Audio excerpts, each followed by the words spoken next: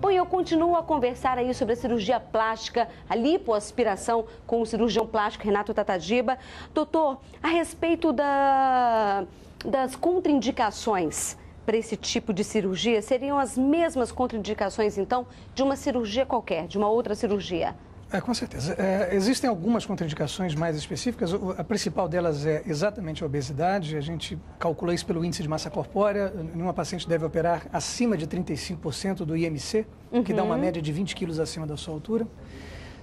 Pacientes que têm um excesso de pele também não são bem indicadas para apenas uma lipoaspiração, a cirurgia é um pouco maior.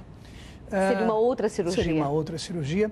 Pacientes fumantes, pacientes com doença de base, como diabetes, hipertensão arterial, todas devem ser preparadas para uma cirurgia para depois se pensar.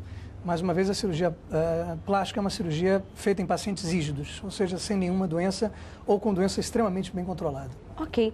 Nós temos aqui a Ana Paula da Serra. Quem tem pressão alta pode fazer a cirurgia? Ela pergunta. Isso vai depender do cardiologista, né? Há uma consulta pré-anestésica e consulta de risco cardiológico que deve ser realizado no pré-operatório.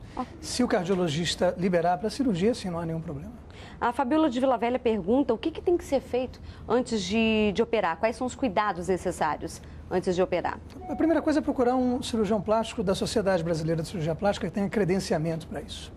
A segunda coisa é ela ter realmente a indicação para isso e seguir à risca todos os exames pré-operatórios, ter uma ou mais consultas com o seu cirurgião e principalmente seguir à risca o seu pós-operatório.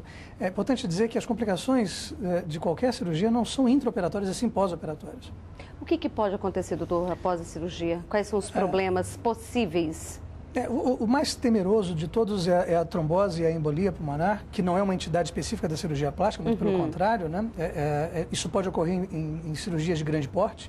A trombose, né? A trombose pode acontecer até espontaneamente. Exatamente. Né? Você pode estar viajando de avião e de repente chegar e já ter uma trombose, não é isso? Exatamente. Quer dizer, a estase sanguínea, você ficar parado muito tempo na mesma posição, pode gerar uma pequena lesão num dos vasos. Isso pode provocar uma rolha de sangue.